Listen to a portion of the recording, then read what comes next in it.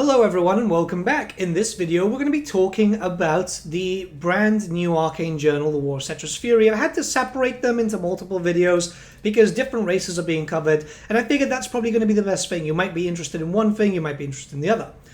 In this video we're going to talk about the Warriors of Grimnir, because the Dwarf Mountain Holds are going to be getting their own dedicated Slayer list, something that a lot of people have actually been asking about since the introduction of their first Arcane Journal, where you could kind of get that, but not really. You just needed Ungrim. Mind you, this list kind of requires Ungrim too. So let's jump in, because I do have a lot of thoughts. As you are aware, my channel logo is actually based on Karakadrin. I'm a big Slayer fan, so I really want to jump and have like a proper dissection of this. So the army list is small, as you can see. There's not really a lot.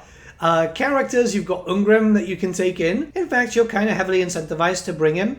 But yeah, you do have some other choices. You've got Demon Slayers, 0 to 1 per 1,000 points, and 0 to 2 Dragon Slayers per unit of Slayers taken. And you're going to be taking quite a lot of Slayers, so it's fine. Dragon Slayers can be your BSB, which I think is pretty decent. Well, I mean, you have to bring one anyway. Core, you're kind of limited here, so 20% of your army must be core, and that's basically just Slayers. Specials up to 50%, where you could take a Brotherhood of Grimnir, 0 to 1, we'll talk about that in just a second, and then 0 to 4 Doom Seekers per Demon Slayer or Dragon Slayer taken. They're in the Arcane Journal for the Dwarf Mountain Holds. Rare, you've got 25%, and you can bring 0 to 1 Goblin Hewers per 1,000 points, or 0 to 1 Dwarf cards per 1,000 points. This did not include the minus card, by the way. If your army also includes Ungrim Iron Fist, you can bring a unit of Hammerers as a rare choice, which is kind of useful because, I mean, you're kind of limited here, right? Now, Mercenaries, you do have one option, and that's 0 to 1 units of Rangers here, which is subject to misbehaving Mercenaries. So it's kind of bad, I'm not gonna lie. Like, there's certain things here that are good, like we'll talk about the Brotherhood of Grimnir in a second. I feel like a few things could have been done here. Slayer Pirates are a thing, we have those models, but for some reason those things aren't coming back. Same thing, like, I know a lot of expectations, myself included, for a Dwarf, Slayer Dwarf Engineer or a Slayer Dwarf type of Priest. That's not here too. I feel like you're really limited in terms of character choices and unit choices. It's going to be very specialized. If you like Slayers, this might be a fun army. Remember that the Arcane Journal armies aren't meant to be competitive. People do make them competitive. I don't feel like the Slayer host is going to be doing that much. That being said, you can make your Slayers even killier. There are some very good options here, so let's talk about that. Because you've got some pretty decent special rules. From the Wilds is the first one, 0 to 1 units of Slayers with a unit strength of 10 or less in a Slayer host army may have the Ambushers and Skirmishers special rule for 1 point per model. So Slayers coming in from behind is always going to be quite good. To be fair, like, it's more the case of, can you get them in before you deal with too many problems? This is going to be good if you're dealing against some Empire, Chaos Warriors and stuff, but if you're going to be dealing with some highly mobile stuff, like anything with a lot of skirmishes, you are likely going to suffer. The next rule is Look Snorri, Trolls. So after deployment, but before deploying scouts or making any Vanguard moves, all Slayers and Brotherhood of Grimnir units within a Slayer host army of Infamy may make a Look Snorri Trolls move. A unit making a Look Snorri Trolls move moves D3 plus 1 as described in the basic movement rules. It may maneuver normally but cannot march, roll separately for each eligible unit. So I'm assuming, since it's before Vanguard, if you do have Vanguard stuff and you have Scout stuff, you should be able to do that afterwards. That's my interpretation of that. You should be able to Vanguard afterwards. You can give some troops Vanguard. It's a bit of a weird one, but I imagine that there'll be an FAQ shortly before or even after release, just to kind of, you know, just make sure that the wording is correct. We got Troll Hunters now, which is 0 to 1 character per 1,000 points, but not Ungrim. May have the Scout special rule for 10 points per model. It's always good to have some characters being able to have Scouts, because like, you're going to have units in Scouts, so you want them deployed in there too, right? Wards of Grimnir kind of adds in some fun here too. Any unit in a Slayer host army that includes a standard bearer may purchase Wards of Grimnir for 1 point per model. A unit with Wards of Grimnir has a 6-up ward save against any wounds suffered during the shooting phase that were caused by non-magical enemy attacks. So yeah, versus like Empire versus against High Elves, not so much Wood Elves. Wood Elves will have magical attacks though. But still, any bonuses like that is pretty decent. Slayers are still a little bit too expensive in my view, to be honest, but yeah. Then we've got worst among equals, and this is why I was kind of put off by the army a bit, right? So if your army includes Ungrim, he must be your general. If not, you must nominate a Demon Slayer or Dragon Slayer as your general, even though the Loner special rule would normally prevent this. However, to reflect that Slayers make poor leaders, a Dragon Slayer or Demon Slayer that is the general does not gain Inspiring Presence. It's like, well, if this is a Slayer army, they should still be able to do that. They should really have Inspiring Presence. Ungrim isn't bad, and I think that's kind of important to say. Like, he's a fairly decent character, but he's kind of expensive, isn't he? Let me check. Ungrim is 315 points. I don't know, man. I don't know. It's a little expensive in my point of view, especially as King of the Slayer Hold, one of his special rules, becomes rather redundant. So, like, there it's like, oh, well, in the Royal Clan Army, he can make Slayers and Dragon Slayers and Demon Slayers, like, basically where they are right now.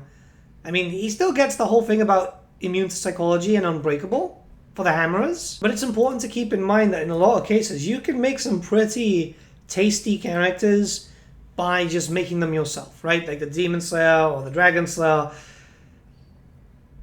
It feels like a push. It feels like a negative for the sake of being negative. And a quick note here that if the general of a Slayer host army bears the rune of the Dishonored runic tattoos, the enemy player can still win victory points. So that tattoo is kind of useless at the moment. So the Brotherhood of Grimnir is a new unit, and it's an interesting thing because you get Shrine Guards and a Shrine Keeper. So it's like a secondary character. This might be the answer to the Priest, but it's just kind of odd, right? So again, it's a new unit. It doesn't say what you kit bash this with, which generally means there's a brand new model, but we've seen no pictures to kind of say that, and it just feels kind of odd that nothing is stated here, right? So I'm not sure if we're just supposed to just make our own or make just use of Slayers painted in a different color, right? Some clarity here would be lovely. Now, stat-wise, the guards are movement 3, weapon skill 5, which is pretty good, ballistic skill 3, strength 4, toughness 4, 1 wound, initiative 3, attacks 2, leadership 10, and 18 points per model. A Shrine Keeper, this is your champion, is basically a little bit better, but it's 21 points. It's just got 1 extra weapon skill, and it's got 2 wounds, which is nice to see. This is a regular infantry unit. They've only got hand weapons naturally, and their unit size is 5 to 30, so there are limitations here. Now, you can upgrade them with hand weapons. You can give them great weapons. You can give them full command, so standard bearer, musician, all that type of stuff. And you can have 100 points put into the battle standard in terms of runes, which is really good. And I think what makes it really interesting is the Shrine Keeper itself, right? So, a Shrine Keeper may purchase a single runic tattoo. So, yeah, that varies. You can have, there's no limits, right? Weapon runes up to 50 points and talismanic runes up to 50 points. It's already a character, but it's tied directly to this specific unit.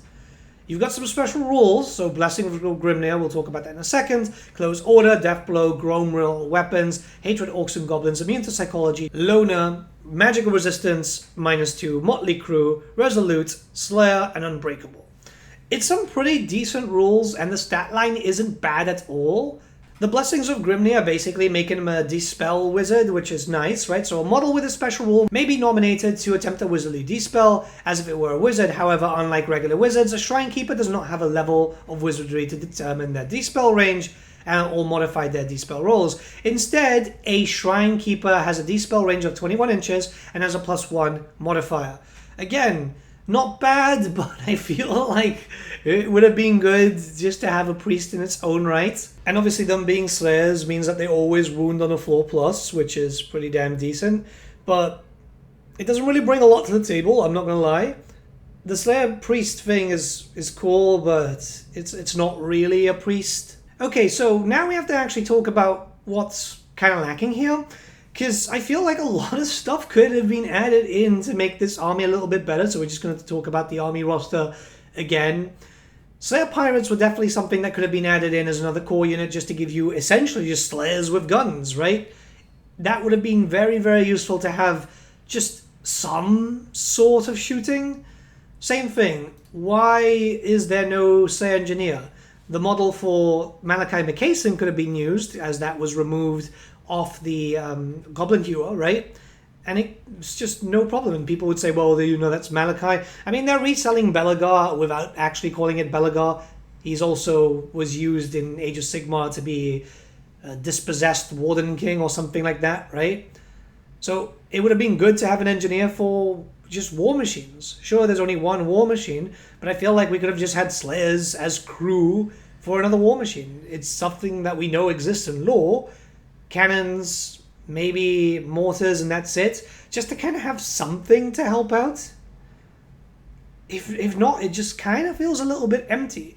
Now, it's not a bad list. I don't like the fact that it's pushing you to get yourself Ungrim. Ungrim's a good model, and actually one of the best models released in recent times, even if it is Forge World Resin.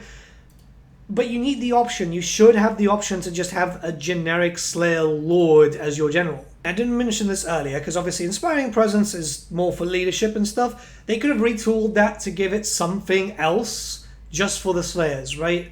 Because right now it's just, what, for, yeah, leadership when doing some sort of tests. And even then, most of your stuff is like leadership 10, I think, when it comes to Slayers. But you see what I mean, right? There's a bit of a... okay, it's nice, but it could have been a little bit better. I mean, we also have to take into account that this is a... well, it's fully metal, yeah. Well, barring rangers and hammerers if you decide to use them. It's going to be a very expensive force for you to bring in. I feel like if you're going to do a dedicated list like that for the fan base to try out and play with, this would have been update the Slayers kit. We should have definitely had some plastic Slayers. It's the only way that I see this being incentivized for people to use. Unless you have a lot of Slayers from back in the day, because Slayers used to be better. It's just very, very old models that you're going to try and justify for an army. I have a lot of Slayers, and I'm going to try this out. I even got myself the made-to-order Slayer characters and stuff, because I really wanted to use 4 Slayers here.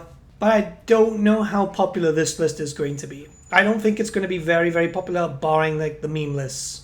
And even then, I don't think there's going to be a lot of memeing here. I don't know. I just find that like it could have been better. Pirates, war machines, at least 2 war machines, that would have helped out a lot. A Slayer Priest or a Slayer Engineer, it would have elevated this to a lot of new heights. I think it kind of misses the mark.